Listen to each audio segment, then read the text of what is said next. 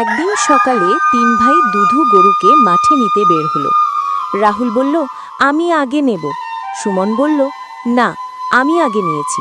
মোহন আবার বলল, গরু তো আমার। এই কথা বলে তারা তিনজনেই দড়ি ধরে টানাটানি করতে লাগলো। দুধু গরু ভয় পেয়ে হাঁ করে ডাকল। মা এসে বললেন, বাবারা, ঝগড়া করলে কোনো কাজ ঠিকভাবে হয় না। কিন্তু ভাইরা মায়ের কথা শুনল না। টানাটানির মধ্যে দড়ি হাত থেকে ছুটে গেল। দুধু গরু দৌড়ে বনের দিকে পালিয়ে গেল। তিন ভাই ভয় পেয়ে চিৎকার করে উঠল, মা, আমাদের গরু তো পালিয়ে গেল।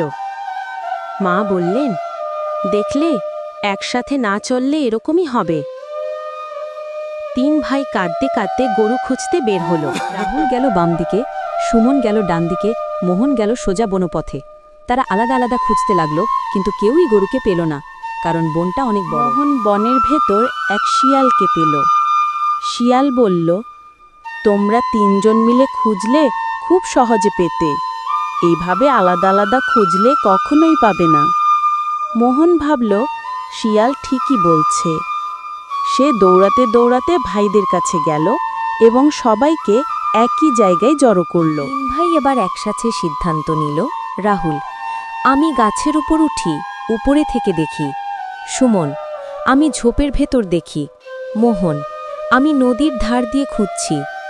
এভাবে তিনজন মিলে দল বেঁধে খুঁজতে লাগল। কিছুক্ষণ পর রাহুল গাছের উপরে থেকে দেখল দুধু গরু নদীর পাশে ঘাস খাচ্ছে। তিন ভাই দৌড়ে গিয়ে দুধুকে জড়িয়ে ধরল। তারা কাঁদতে কাঁদতে বলল, দুধু, আর কখনো ঝগড়া করব না। গরুটিও খুশি হয়ে মাথা বাড়িতে ফিরে মা বললেন, দেখলে, একসাথে কাজ করলে সবই সহজ হয়। তিন ভাই একসাথে বলল, হ্যাঁ মা, এখন থেকে সব কাজ আমরা একসাথে করব। যে কাজ এক হয়ে করা যায় তা ঝগড়া করলে কখনোই ঠিকভাবে হয় না। দল বেঁধে কাজ করলে সবই সহজ হয়। এই রকম গল্পের জন্য এক্ষুনি সাবস্ক্রাইব করুন এবং পাশের বেল আইকনটি অলে সেট করুন। আর চোখ রাখুন সরোজ মণ্ডল ইউটিউব চ্যানেলের হোম পেজ ও প্লেলিস্টে।